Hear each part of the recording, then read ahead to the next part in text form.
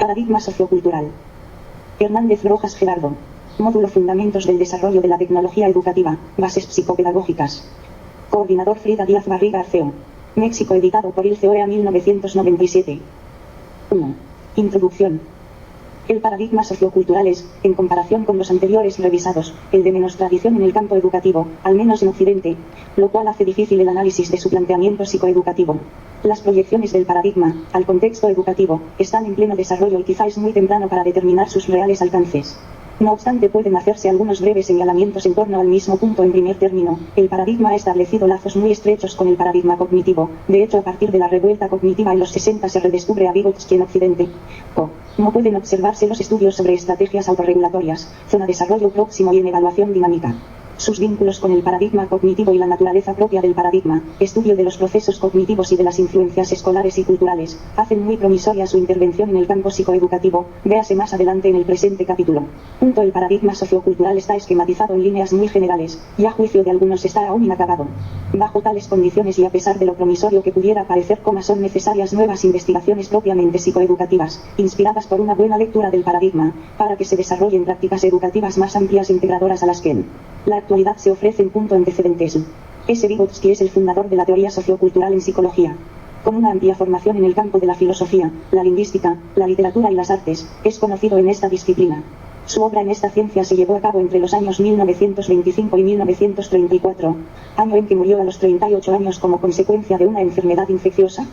Estos escasos 10 años de obra productiva dedicados a la psicología bastaron para que Vygotsky desarrollara uno de los esquemas teóricos más interesantes de su época, el cual, a pesar de los años transcurridos, sigue teniendo una gran vigencia hasta nuestros días. Dos hitos singulares caracterizan su obra. 1. La elaboración de un programa teórico, que intentó con acierto articular los procesos psicológicos y socioculturales, y 2. La propuesta metodológica de investigación genética e histórica a la vez, con un alto nivel de originalidad, con ciertos paralelismos a los propuestos por los piagetianos, aunque también con marcadas diferencias. A pesar de ello, se ha considerado que sus escritos psicológicos constituyen una teoría inacabada en el estado en que se encontraban hasta su muerte. A pesar de los esfuerzos de otros psicólogos soviéticos tan relevantes como Luria, Leontiev, Valperin y Elkonin, los cuales durante el tiempo que fue censurada la obra vygotskiana en la URSS no encontraron las condiciones apropiadas para continuar su obra, y de acuerdo con los autores, Uberst, 1988, Pozo, 1989, algunos puntos de la misma merecen ciertas reflexiones, precisiones y análisis, que en su momento quizá fueron difíciles de realizar, pero que hoy en día comienzan a realizarse, merced a los trabajos teóricos y empíricos recientes elaborados tanto por psicólogos soviéticos como anglosajones. Después del periodo stalinista, la obra de Vygotsky fue revalorada en la Unión Soviética. Sus obras salieron nuevamente a la luz a partir de 1956, luego de permanecer oficialmente prohibidas desde los años 30, y existe un enorme interés en desarrollar la teoría, desde esos años hasta la fecha, extendiéndose su influjo hasta la psicología occidental. En Estados Unidos, a pesar de que algunas de sus obras fueron traducidas desde hace casi 3 décadas, solo es hasta los 80, cuando se ha manifestado una tendencia creciente por retomar sus ideas e hipótesis básicas de gran potencial heurístico, con el fin de comprobarlas o desarrollar más allá las líneas de investigación propuestas por él. Cabe mencionar que algunos de estos trabajos se han llevado a cabo y siguen realizándose con mucho dinamismo en campos como la cognición cotidiana, Everyday Cognition, la psicolingüística, la psicología evolutiva, las investigaciones interculturales y la educación, por autores como J. Brunner, M. Cole, S. Scribner y el grupo del Laboratorio de Cognición Humana Comparada, J. Birch, M. Ekman, B. Rogoff, J. Lave, N. Minich y A. L. Brown, por citar solo a los más representativos. A continuación presentaremos una breve descripción de lo que hemos denominado el paradigma sociocultural, o sociohistórico según otros, mediante la esquematización de algunas de las aplicaciones e implicaciones al campo de la educación. Debe tenerse en cuenta, que de los paradigmas reseñados hasta aquí, este es uno de los que menos tradición tienen en la psicología occidental, en las aplicaciones al campo educativo, pero que sin embargo ha despertado muchas expectativas y está generando un buen número de trabajos de investigación. 1. Problemática. A pesar de que a Vygotsky se le conoce usualmente por sus trabajos sobre psicología genética, psicolingüística, o sobre los procesos de pensamiento e inteligencia, sus inquietudes en el campo de la psicología iban un poco más allá de todo esto.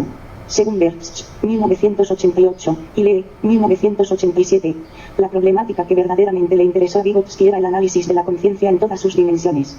Según el autor soviético, para analizar adecuadamente esta categoría, era necesario estudiar los complejos vínculos de los procesos psicológicos y socioculturales, de ahí la explicación de los estudios sobre los tópicos antes citados. Punto de acuerdo con Riley. 1985.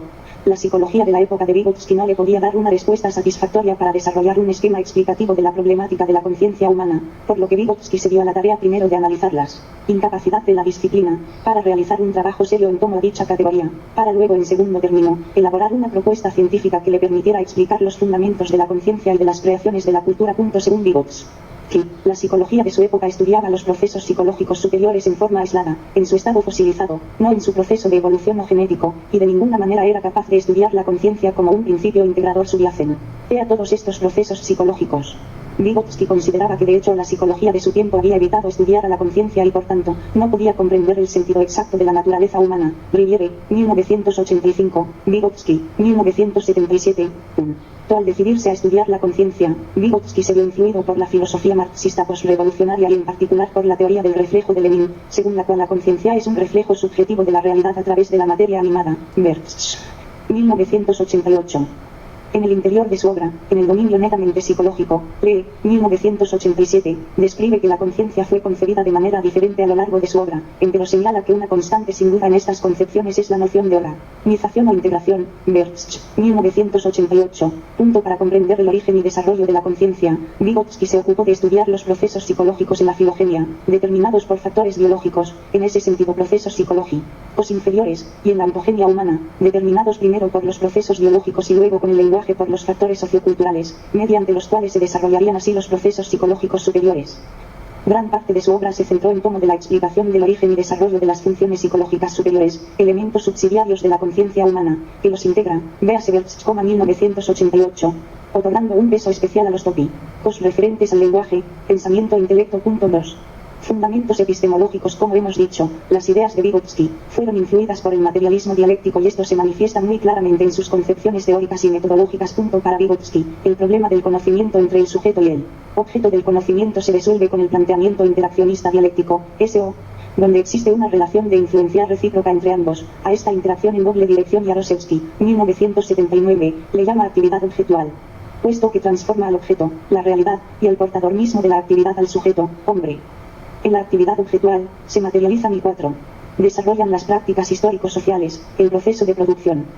En este sentido, en el de la interpretación marxista, existe un salto dialéctico respecto a las teorías que entienden a la actividad del sujeto como una pura adaptación individual y biológica, hacia una concepción donde se ve la actividad como una práctica social, sujeta a las condiciones histórico-culturales. Por tanto, según Vygotsky, la relación entre el sujeto y el objeto de conocimiento está mediada por la actividad que el individuo realiza sobre el objeto con el uso de instrumentos socioculturales, los cuales según Vygotsky pueden ser básicamente de dos tipos: las herramientas y los signos. Cada uno de estos instrumentos orientan en forma distinta a la actividad del sujeto. Véase figura 8. El uso de herramientas produce transformaciones en los objetos, o como diría Vygotsky, 1979, las herramientas están extremadamente orientadas, por otro lado, los signos producen cambios en el sujeto que realiza la actividad, es decir, están orientados en el interior. Herramienta, esa actividad mediana o sujeto, uso de instrumentos, objeto, signo, figura 8. Esquema de las relaciones entre sujeto y objeto en la psicología de Vygotsky, basado en Bozo, 1989 p. 184. A través de la actividad mediada, en interacción con su contexto sociocultural, el sujeto construye e internaliza las funciones psicológicas superiores y la conciencia. Overton y R.S., 1974, citados por García, 1991, interpretan la postura de Vygotsky como dialéctica contextual, y señalan que en ella, el conocimiento tiene su origen en la interacción dialéctica entre el sujeto cognoscente y el objeto, dentro de un marco histórico contextual del que forma parte el sujeto y que lo determina. 3. Supuestos teóricos. Es difícil presentar un resumen de los aspectos fundamentales de una obra tan compleja y aún tan desconocida en nuestro medio, como lo es el paradigma sociocultural. Bertsch, 1988, ha señalado que el núcleo teórico del programa vygotskiano está compuesto por los siguientes tópicos: 1. La convicción en el método genético o evolutivo. 5. 2. La tesis que sostiene que las funciones psicológicas superiores tienen su raíz en las relaciones sociales. 3. La tesis de que solo los procesos psicológicos superiores pueden entenderse mediante el estudio de la actividad mediada instrumental, uso de instrumentos. Para Bertsch, los tres temas están en interacción recíproca. Sin embargo, es el tema de la mediación el que considera de mayor relevancia en el paradigma, puesto que los dos primeros no pueden ser explicados si no se invoca a este. En este sentido, expondremos primero algunas ideas respecto al tercer punto y luego nos remitiremos a hacerlo sobre los dos primeros temas. El propio Vygotsky reconocía el tema de la mediación como central dentro de su obra y al mismo tiempo de importancia fundamental para la disciplina psicológica. De manera particular, Vygotsky estaba interesado en el estudio de la importancia de la mediación de los instrumentos psicológicos o signos en las funciones psicológicas superiores y en la conciencia. Es necesario remarcar que los instrumentos psicológicos o signos no son productos de sus objetivos individuales, sino que tienen un origen social producto de la evolución sociocultural. El ejemplo más claro en este sentido es el lenguaje. Los individuos, cuando entran en contacto con la cultura a la que pertenecen, los utilizan y los apropian. En el caso del lenguaje, primero es usado con fines sociales para influir en los demás, comunicación, y luego es utilizado para influir en uno mismo, lenguaje interno y pensamiento verbal. A partir de una serie de estudios realizados por Vygotsky y sus colegas, se demostró que el desarrollo psicológico debe ser entendido como una serie de transformaciones cualitativas asociadas con otras en el uso de herramientas psicológicas. En este sentido, se producen transformaciones en las formas de mediación, las cuales producen que los sujetos realicen operaciones más complejas, de orden cualitativamente superior, sobre los objetos. Un ejemplo de ello lo podemos encontrar en los estudios de Vygotsky sobre la formación de conceptos, referente al desarrollo de los conceptos espontáneos y científicos. Vygotsky identifica tres etapas en el desarrollo de los conceptos espontáneos y científicos. En la primera fase, propia de los niños preescolares, cuando se les pide que clasifiquen una serie de objetos frente a varios tipos de objetos que difieren en forma, color, tamaño, etc. Estos proceden formando compilaciones organizadas, las cuales consisten en agrupación de objetos sin ninguna base común, sino siguiendo una pura impresión perceptual o criterio subjetivo. Por ejemplo, los niños diseñan colecciones figurales. Esto y esto van juntos porque forman un camión. En la segunda fase, los niños mayores forman colecciones que Vygotsky llamó complejos, las cuales están basadas en criterios perceptivos comunes inmediatos, pero tienen el problema de ser inestables y variar rápidamente. Por ejemplo, un grupo de formas triangulares pueden ser agrupados en forma correcta, pero de momento si uno de los triángulos es azul, el niño se dispersa y forma una nueva colección encadenada con el color al 6. ¿Cuál puede llamarlos azules y así sucesivamente? Los pseudoconceptos, a medio camino entre los cúmulos y los conceptos, donde se agrupan objetos o se usan palabras sin conocer exactamente el núcleo esencial que definiría al concepto, son ejemplos de estos tipos de colecciones, no solo característicos de los niños sino también de los adultos. Finalmente, en una tercera fase los sujetos forman conceptos verdaderos, pero como producto directo de la instrucción escolar. Esto no quiere decir que basta ir a la escuela para formar conceptos científicos. Estudios recientes han demostrado que es en realidad mucho más complejo de lo que parece. Véase Pozo, 1989. Los conceptos verdaderos son los conceptos científicos, los cuales se adquieren mediante la reflexión, forman parte de sistemas y se relacionan de manera distinta con los objetos, basada en la internalización de la esencia del concepto. Respecto del primer tema, Vygotsky considera que para estudiar objetivamente las funciones psicológicas superiores, era necesario investigar todo el proceso de construcción y evolución en los contextos del desarrollo filogenético y ontogenético. Con esta intención él propone el uso del método genético, véase más abajo. Tocante al segundo tema, en primer término hay que partir de la idea de qué es lo que debe entenderse por funciones psicológicas superiores. En la evolución psicológica existen dos líneas de desarrollo, la natural y la social. El desenvolvimiento natural produce las funciones primarias comunes entre los animales y el hombre, en cambio el desarrollo social produce lo específicamente humano. Bertsch, 1988, p. 42, expone 4 criterios para distinguir las funciones psicológicas elementales de las superiores. Estos son 1. El paso del control del entorno al individuo, regulación voluntaria. 2. El surgimiento de la realización consciente de los procesos psicológicos. 3. Los orígenes sociales y la naturaleza social de las funciones psicológicas superiores. 4. El uso de signos como mediadores en las funciones psicológicas superiores. Pensemos como ejemplo en la memoria, de la cual podemos distinguir dos tipos, la natural y la voluntaria. La primera es parte del equipo básico del sistema cognitivo humano, memoria sensorial, determinada en forma biológica y caracterizada por la formación de huellas mnémicas, y muy cercana a los procesos perceptivos. Surge de la influencia directa de los estímulos, impresión del icono, no es consciente, es cuasi automática, está determinada biológicamente por los sistemas sensoriales y no utiliza algún tipo de mediadores. En oposición existe otro tipo de memoria, como por ejemplo la denominada voluntaria, la cual puede ser regulada. Con el fin de mejorar el recuerdo, se planean acciones mediadoras las cuales son realizadas a voluntad del sujeto, por el uso de instrumentos, por ejemplo, la elaboración verbal, los cuales pueden ser de origen sociocultural, la escritura. 7. Por tanto, de acuerdo con el autor soviético, las funciones psicológicas superiores, representan un nivel cualitativamente superior en el orden psicológico, donde influye de manera determinante el contexto sociocultural. Para Vygotsky, cualquier función aparece dos veces en dos dimensiones distintas, según lo expresa la ley general del desarrollo, enunciada por él mismo. En primer lugar en el plano social, interindividual o interpsicológico y luego posteriormente en el plano intraindividual e intrapsicológico. A partir de esta ley general de desarrollo, podemos explicar la génesis de las funciones psicológicas superiores, las cuales están sujetas a un proceso de internalización progresivo, que es además reconstructivo, puesto que en este proceso de transición de lo inter a lo intrapsicológico, se dan cambios estructurales y funcionales. Lo intra no es una simple copia de lo inter, sino que hay una reconstrucción cualitativamente diferente. Punto 4.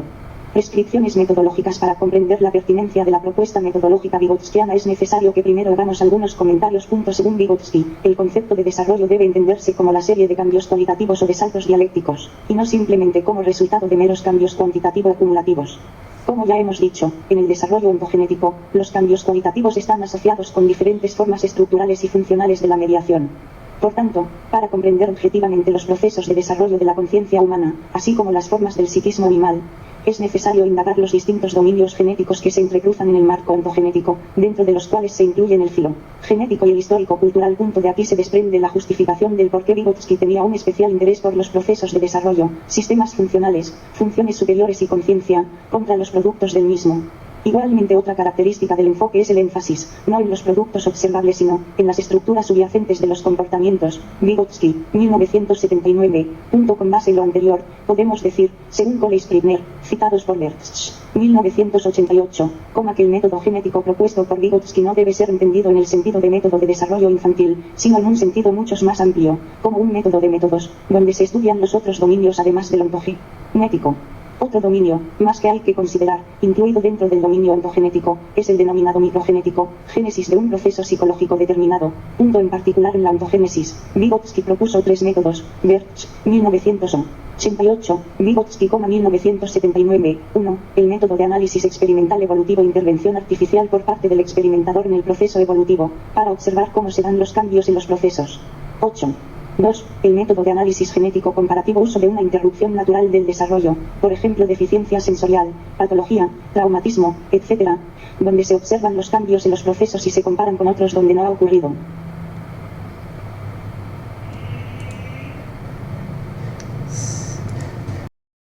Una alteración, proceso de desarrollo normal.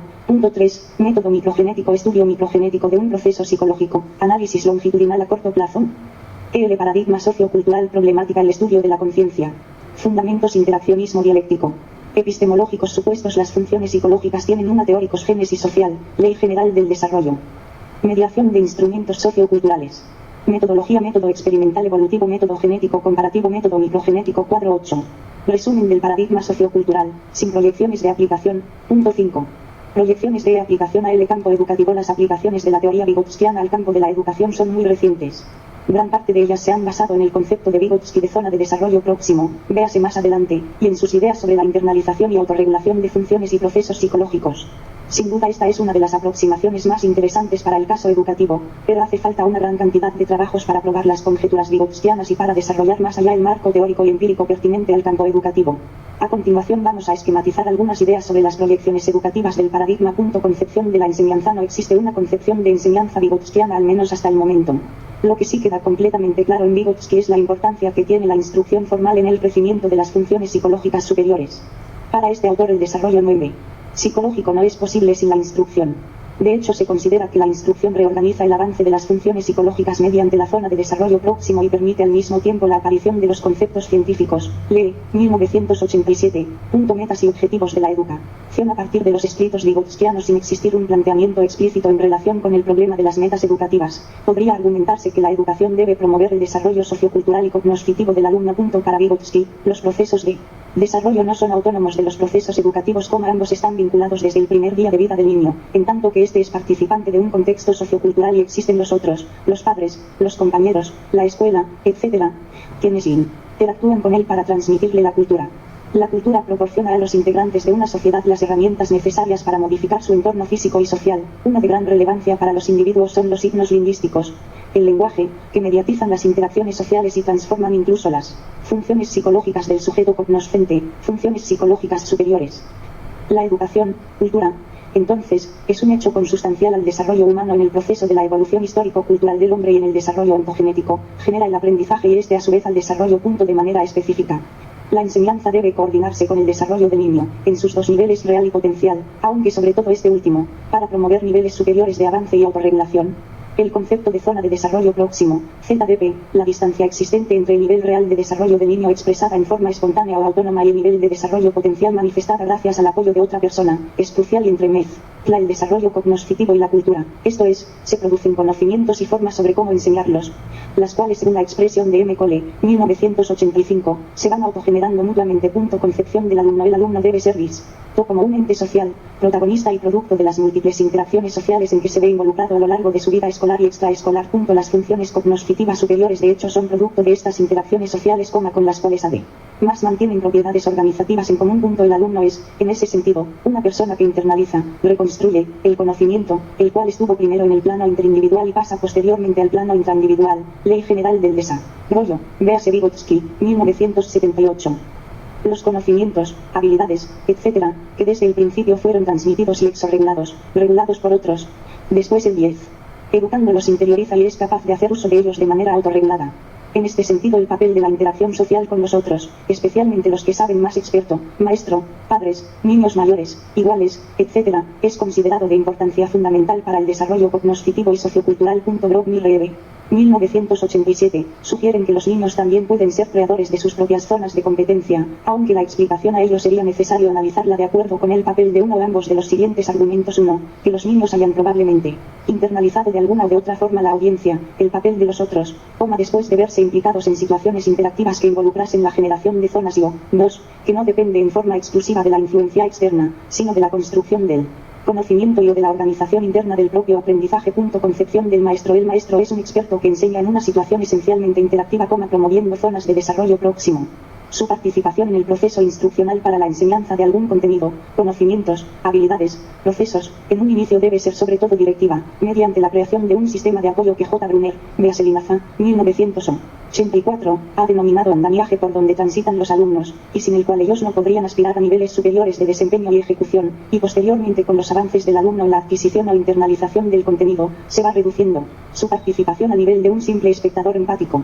Para crear y negociar zonas de desarrollo próximo, el maestro debe ser experto en el dominio de la tarea y ser sensible a los avances progresivos que el alumno va realizando. En la concepción sociocultural podemos hacer extensiva la noción de maestro a cualquier otro o experto que mediatice o provea un tutelaje, aun en situaciones de educación informal o extraescolar que propicia un aprendizaje guiado. Cole, 1985. En este sentido hay que hacer mención del paralelismo existente entre aquellos estudios que han investigado a través de un análisis microgenético las interacciones diádicas madre-hijo, que supone una cierta instrucción.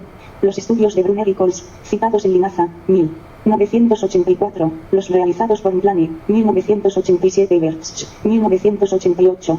Los estudios realizados sobre aprendizaje cooperativo en grupos pequeños de niños, bajo el paradigma de la enseñanza recíproca, Brock Mipa, Linksar, 1984, y los estudios realizados en escenarios naturales de corte más bien etnográfico, V. Koleorobov, sobre la llamada enseñanza proléptica. V más abajo, donde se ha demostrado la involucración de la noción de ZDP, y la gran similitud de las actividades realizadas con aquellas que se supone debe realizar un maestro en el aula que oriente su práctica de acuerdo con la postura vygotskiana. Concepto del aprendizaje de acuerdo con los espíritus vygotskianos. El buen aprendizaje es aquel que precede al desarrollo. Entre el aprendizaje y el desarrollo existe una relación de tipo dialéctica, de influencia recíproca, de unidad de contrarios dialéctica. La instrucción o enseñanza 11. Adecuadamente organizada, puede conducir a crear zonas de desarrollo próximo, es decir, a servir como un imán para hacer que el nivel potencial de desarrollo del educando se integre con el actual. Estas modificaciones, a su vez, pueden promover progresos en el desarrollo cognoscitivo general. Como han señalado algunos, la ZDP es un diálogo entre el niño y su futuro, entre lo que es capaz de hacer hoy y lo que será capaz de hacer mañana y no entre el niño y su pasado. Del Río y Álvarez, 1990, Palacios, 1980 y 9. Vygotsky, 1978. Los procesos revalorados en la concepción del aprendizaje desde la óptica de la ZDP son la conducta de imitación, necesaria para el proceso del traspaso de competencia del experto al novato, y el uso del discurso lingüístico, preguntas, demandas, peticiones, apoyos, explicaciones, etc.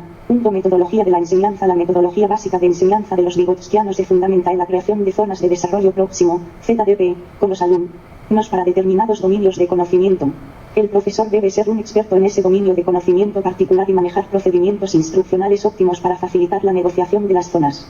La creación de las ZDP se da dentro de un contexto interpersonal maestro-alumno, experto-novato en general, y el interés del profesor consiste en trasladar al educando de los niveles inferiores a los superiores de la zona, prestando un cierto grado necesario de competencia cognoscitiva y guiando con una sensibilidad muy fina, con base en los desempeños alcanzados por los alumnos, es decir, el proceso va de la exorregulación a la autorregulación. La tarea instruccional se realiza por medio de la provisión de apoyos estratégicos a los alumnos, para lograr una solución superior del problema a aprender, también por el planteamiento de preguntas claves, o por la inducción del autocuestionamiento del niño, etc. Por lo tanto, en las fases iniciales de enseñanza, el maestro toma un papel más directivo y provee un contexto de apoyo, andamiaje, amplio. A medida que aumenta la competencia del alumno en ese dominio, reduce su participación sensiblemente.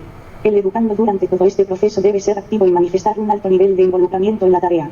En resumen, la instrucción escolar debe preocuparse menos por las conductas, conocimientos fosilizados o automatizados y más por aquellos en proceso de cambio. Una de las metodologías más promisorias, con varios trabajos de investigación y aplicación a escenarios artificiales y naturales, es la propuesta por Arrow y sus asociados, denominado enseñanza recíproca, Brown, Palinsar y Armbruster, 1984, Brown y Palinsar, 1989. La enseñanza recíproca está basada en la idea de tutelaje experto o andamiaje experto propuesta por Brunner, Linaza, 1984, así como en el aprendizaje cooperativo, y se supone que permite trabajar zonas de desarrollo próximo en los niños, puesto que rápidamente se involucran en actividades que por su propia cuenta son incapaces de hacer. Se forman grupos pequeños de alumnos, tratando de que haya diferencias de competencia académica o cognitiva entre ellos, y junto con ellos participa el experto, maestro, en el dominio que va a ser enseñado. Usaremos como ejemplo la enseñanza de habilidades de comprensión de textos. Se planea una serie de actividades, donde se les deja claro a los niños las habilidades de lectura que habrán de aprender, como la forma en que se aplican eficientemente.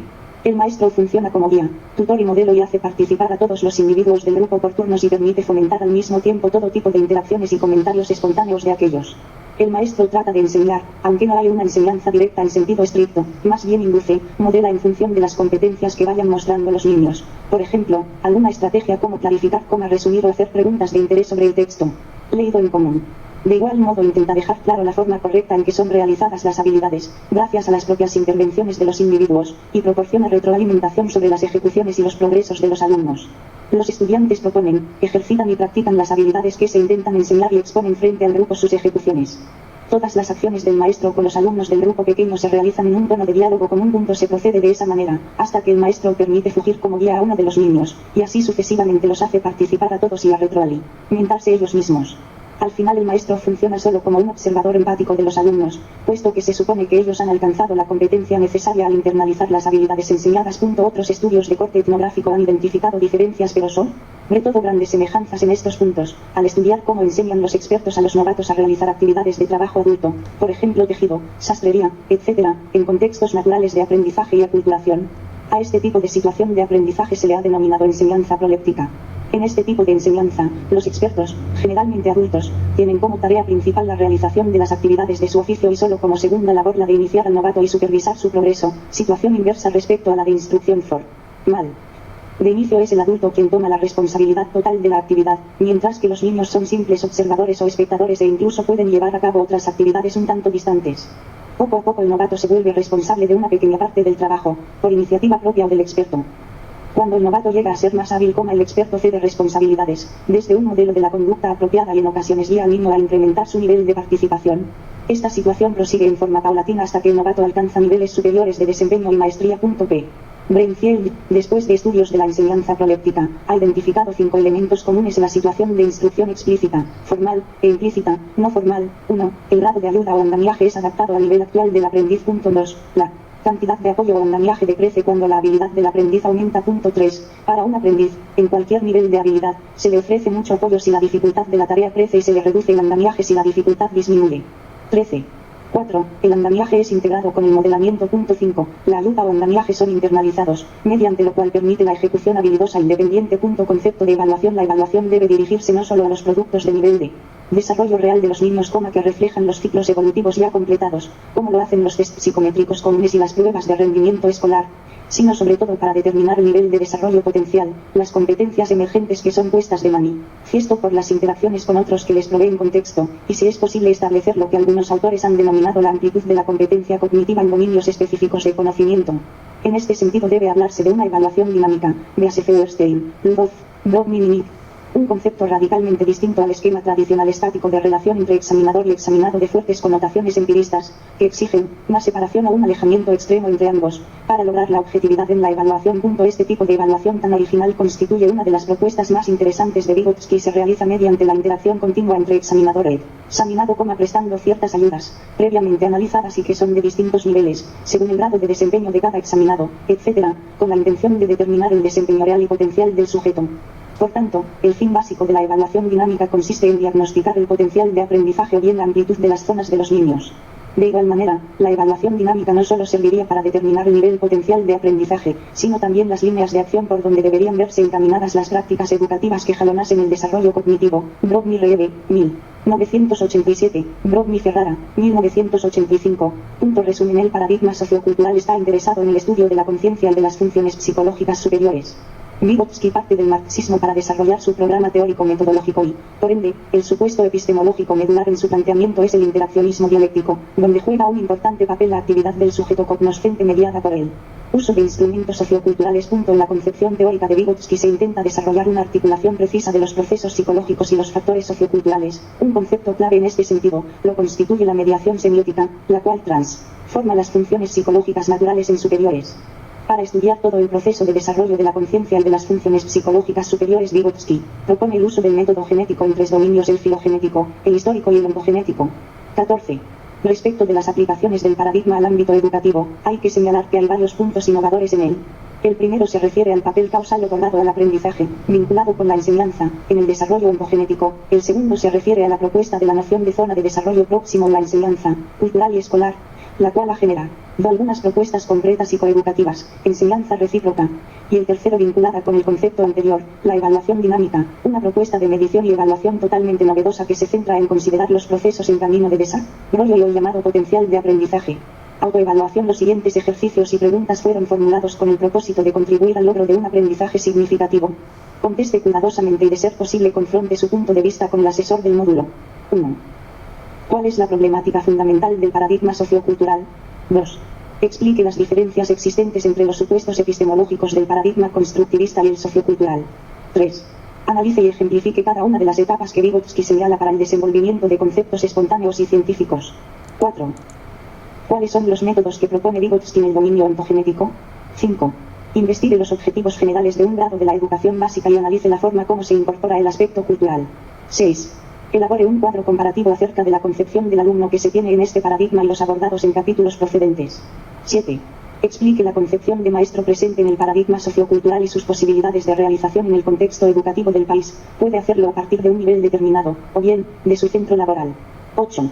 Identifique dos ejemplos en donde sea posible encontrar la aplicación de la metodología de enseñanza recíproca, anotando sus características principales. 9. Explique qué es la evaluación dinámica y defina si es posible aplicarla en todos los campos del conocimiento. Ejemplifique.